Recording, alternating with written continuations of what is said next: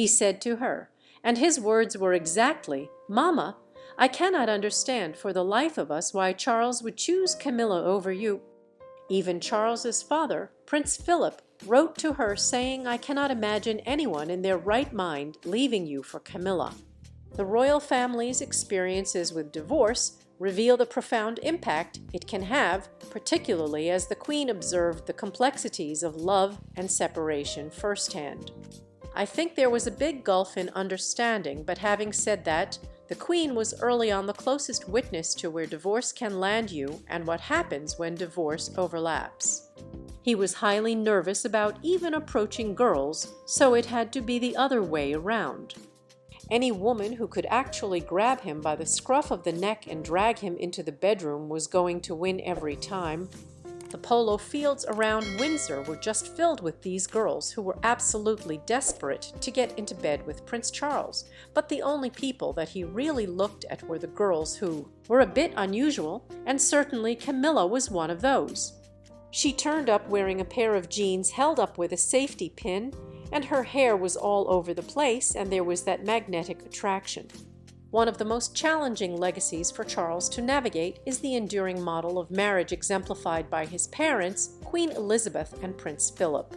I think the hardest thing that Charles was gifted, or the hardest legacy, was this thumping, successful, old-fashioned model of marriage that Elizabeth and Philip had in a way. That big puffy nuptial event that all of us remember and that blazed on our minds from 1981 was the direct successor of the wedding in 1947. It was almost like time hadn't changed, but of course we know that a social revolution and massive change had taken place. Camilla's compelling presence and allure provided her with an advantage in a way that Diana unfortunately could not match. I don't think that Diana was the main attraction. I'm not sure that she was very sexy really. Often, very beautiful women aren't terrific on this front. I think that that's the strength of Camilla. That's the sort of aura she has, a sort of power. So from that point of view, Diana didn't stand much of a chance. Prince Philip's kindness and sensitivity are evident in his support for his daughter-in-law, highlighting his understanding of familial dynamics. He just thought what came into his mind, but he was a very kind, sensitive man. That was illustrated by my time with the princess.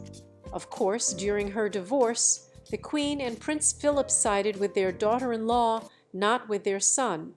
What Prince Philip wrote to the princess, I saw all those lovely letters when he wrote to dearest Diana, and she wrote to her dearest pa. He said to her, and his words were exactly, "Mama, I cannot understand for the life of us why Charles would choose Camilla over you."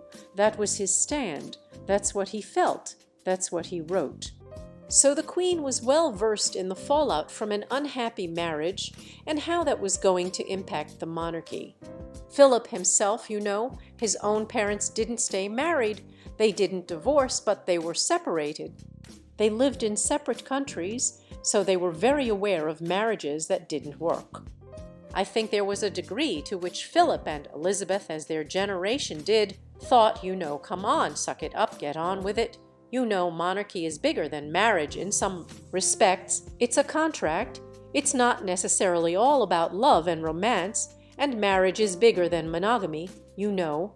A lot of their generation would hold fast to that idea. I think later they came to understand the decisions of their children much better. I think they softened with age, and I think Philip and Elizabeth were lucky. They loved each other.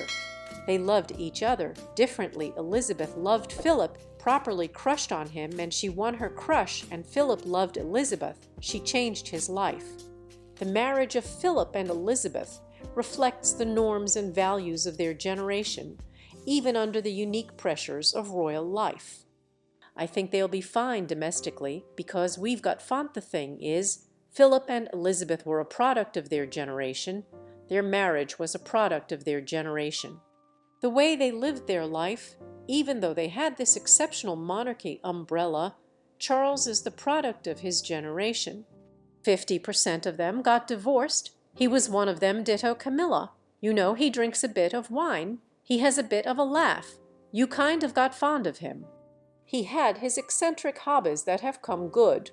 Camilla we see as this kind of almost unrequited love that was never allowed to be, and the conservative press have gotten onside for Camilla. They back her corner. Where they've got a tougher act, a harder one is overseas in his foreign realms and in the Commonwealth, where the Diana narrative is much more prominent, and they haven't been sold on Camilla, or gotten used to Camilla in the same way that we have. They love the crown, which seems to be well into the Diana agenda. It is into the Diana agenda. But they also see Diana as a little bit silly in the crown. They are all fallible in the crown. The marriage fails. But don't we all fail in our marriages a bit? I think we can't say the crown is fiction and then whip the crown for not supporting our monarchy. The crown's doing a very good job of keeping up numbers visiting Windsor Castle and Buckingham Palace. I went to the coronation as a spectacular event in Windsor Castle in the summer. It was heaving. Andrew Parker Bowles was supposed to be the best lay in London, and she had been trying to grab him for years and years. In fact, by the time that Prince Charles bumped into Camilla, she'd been going out on and off with Andrew Parker Bowles for 6 years. She was 6 years into a 7-year campaign to try to get Andrew Parker Bowles up the aisle.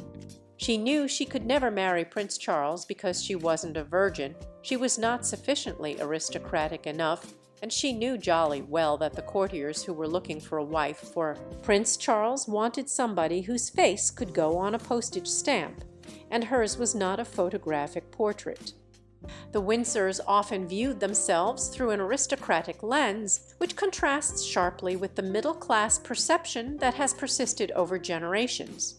In a way, the family would have looked at themselves as more aristocratic, and possibly I think this has been down the ages. The aristocratic view of the Windsors is that they are rather middle class. She knew that the best she could be was Prince Charles's mistress, but she was determined that once she got Charles into bed, she would remain Prince Charles's mistress. She saw that she could do that and have Andrew at the same time get married to Andrew, have Andrew's children, and still be the Prince of Wales's #1 mistress. She couldn't always tell when they were together, but she could. She had extrasensory perception. She was a remarkable woman in that way, and I don't believe that she knew that the night before the royal wedding, Charles and Camilla were together in bed in Buckingham Palace after the ball. But she could sense it. She knew that they were still talking. The evidence was there that Camilla knew what Diana's movements were, and I think she could only live in the hope that once she actually got her husband away on honeymoon, everything would change. She really believed that somehow the act of love, going to bed together, would somehow change Charles and allow him to forget about Camilla and concentrate only on his wife, and there was no way it was going to happen. I don't mean instead of Harry, but she wanted a daughter after the sons, and it was so bad by then it wasn't going to happen. Of course, this sort of thing, dating relationships, is very difficult. You're not behind the curtains, you're not under the bed. I think that by the time Prince Harry was born, it was very difficult already. Diana's shift toward manipulative behavior marked a turning point in her struggle to find her voice amidst a faltering marriage. I think she really started her manipulative behavior when she found her marriage going wrong, and she felt that she had no voice and was determined to get a voice. The only way she could really get back at the Charles-Camilla situation was to promote herself, which she was very good at. I think, in fact, when they got married, they really loved each other, and he said that quite often, "Do you know there was a time when we were very much in love, and although brief, that was so." Camilla came back into Charles's life in the mid-80s when he claimed his marriage had irretrievably broken down. Their secret affair bolstered his fragile ego. Her role as his lover and confidant was known only to trusted friends. The great thing about Camilla was that nobody really knew anything about her. The people who were immediately around Charles knew that he had been seeing Camilla both when she was a single woman and also when she was a married woman. The thing was that the press had no idea that for all those years he was having an adulterous relationship with a woman he was in love with. Diana changed all that. There were carefully placed stories in the press portraying her rival in a bad light. The media was soon on the trail. Camilla was hounded by the press. On one occasion, Charles was forced to make a quick exit from her home in the back of a car, hiding under a blanket with photographers in pursuit. The relationship was forced out into the open when a tape of a phone call between Charles and Camilla was made public. Known as Camillagate, it was published in January 1993, a month after Charles and Diana's official separation. It justified all Diana's suspicions in often embarrassing terms. It revealed the depth of the lovers' intimacy. I think Diana loved it. She had the most wonderful time reading out sections of the tapes over the breakfast table at Kensington Palace. She had a field day because her husband had been so pompous, so determined that she was in the wrong and that he was in the right. Here was a moment when he was caught with his trousers down. What a fool he looked, and the things that he said made him look even more foolish. Diana was absolutely beside herself with laughter. Diana's beauty and charisma won sympathy for her as a wronged wife. Even Charles's father, Prince Philip, wrote to her saying, "I cannot imagine anyone in their right mind leaving you for Camilla." While it may seem that Diana condemned Camilla, she too had her own secrets, engaging in affairs while publicly maintaining her loyalty to the royal family. Happy to see Camilla pilloried, Diana had secrets of her own.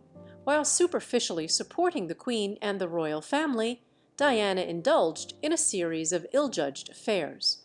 The first was in 1986 with her married bodyguard Barry Manicky.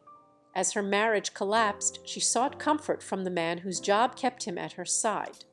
He was dismissed for overfamiliarity. She told some people they were lovers, but she denied the affair to others. I spoke to Dee about it, and I believed him. She said, "Ken, everyone thought that I was having this affair with Manicky. I wasn't. I enjoyed a good relationship with him." Crucially, what happened here was that Manicky probably did overstep the red carpet line that in reality should debar the below-stairs peasants from rising above their station. I think he actually sort of got himself into the drawing-room occasionally and was seen by the envious butler, the dresser, the chambermaid, and whoever else, and they put the knives out. It comes a point in the day when you have to go to bed. At some point, when the sun comes up, you get up, eat, and begin the next day. There's nothing odd about that. For Diana, the private life she shared with Hewitt probably saved her from a total breakdown. It did sort of draw her back from the brink. She was very, very unhappy, very depressed, and I think that Hewitt gave her a lot of confidence. He was a calm, steady, normal sort of young man, and he was very good at caring for her, looking after her, loving her. I think at that particular point it was important for her psychologically. Diana confessed her affair with the raffish Hewitt in an interview with the program Panorama. "Did your relationship go beyond a close friendship?" "Yes, it did." "Were you unfaithful?" "Yes, I adored him." "Yes, I was in love with him." Fearing exposure, Diana made the difficult decision to end her relationship with Hewitt, reflecting the intense pressures she faced. She ditched him because she thought that they were going to be found out. She ditched him twice. The first time was because he was ordered to Germany, and she wanted to fix it so he didn't go. He, as a regular soldier, refused to have this and said, "No, I'm going." So she considered that a betrayal. She cut him off the second time after the Gulf because stories were appearing in the newspapers about her relationship with him. She realized this was extremely dangerous. To have Diana, Princess of Wales, as his conquest was a tremendous feather in his cap. He used to say, "I'm only good at two things, riding horses and riding women, but I have to admit I think it's most likely an accurate answer." He was a complete rat, but he comforted her when she was at a very low point. In March 1992, Diana lost a vital prop in her life. Charles felt, obliged to play the caring husband for the sake of his public image, but the growing distance between them was becoming evident. I think from what one can gather, Prince Charles was really rather relieved when she took up with James Hewitt so he could get on with his life with Camilla. But she was properly taken care of. Happy was fine by him. I mean, he no longer loved her in that sense. Basically, I suppose she was rather an encumbrance in his life. If she was occupied and happy, all the better. The success of Charles and Diana's marriage was crucial not only for the monarchy, but also for the people of the nation. Its unraveling was a significant loss. This marriage was important to the monarchy and important to the people of this country, and it shouldn't have been allowed to go wrong. I think that they did not help. I think they actually briefed against Diana, as we know, in this rather cruel way about her being psychologically disturbed. I think that though they were good friends to him, they did quite a lot of harm. Diana had some foolish liaisons, including one with rugby player Will Carling. She was linked to his marriage breakdown. I was told, actually very, very recently, which surprised me, that he had spent time and had been seen quite often with Diana up at a beach hut that the royal family owned on the Norfolk coast, quite near Sandringham. To have your wife sleeping with the captain of the England rugby team is just too disgusting for words if you are Prince Charles. The awful thing about him was he could not see that what is sauce for the goose is sauce for the gander. If he is allowed to have extramarital affairs, so is she. As her marriage fell apart, Diana sent out subtle gestures to win sympathy. Famously, she used the Taj Mahal for a poignant statement of her solitude, but her own search for love tarnished her reputation. Diana's infatuation with art dealer Oliver Hoare led her to make countless silent phone calls to his home, revealing her desperation for connection amidst turmoil. Diana fell in love with handsome art dealer Oliver Hoare. After he decided to stay with his wife and children, she made hundreds of silent phone calls to their home. He had an immensely rich wife who completely controlled everything that Oliver could do in life. Oliver Hoare was also a friend of Charles and Camilla, part of their trusted circle. In 1994, Charles cooperated with his biography for Jonathan Dimbleby in a television program in which he admitted adultery with Camilla. On the night the program was shown, Diana upstaged him by wearing this stunning dress. The War of the Waleses continued. Diana dated men in pursuit of love and also to provoke Charles, but she genuinely wanted to marry Pakistan-born Dr. Hasnat Khan. Diana adored very clever people, and Hasnat, as she called him, was a brilliant heart surgeon. She would go down to the Brompton Hospital and watch him working, would meet him at night, but as a wife absolutely not. I think the fact that he kept her at a distance absolutely infuriated her. She could not believe that somebody could be so cool towards her, and it made her more and more keen. What she really wanted was companionship, adulation, to be seen on the arm of somebody who would irritate her husband. This really was at the root of much of her actions. She was determined to pull her husband by the tail, and so she did. But I think that the choice of men says nothing about Diana apart from the fact that they were available. None of them, I would say, would have been an ideal consort for her for the rest of her life. I think she was so unhappy and was searching for a solution all the time. I think an awful lot of people do that. I certainly have been to a fortune teller at an unhappy period of my life, and I think that's what she was doing, looking for an answer, looking for a way out, looking for a solution, and anything that made her feel better and kept her going really.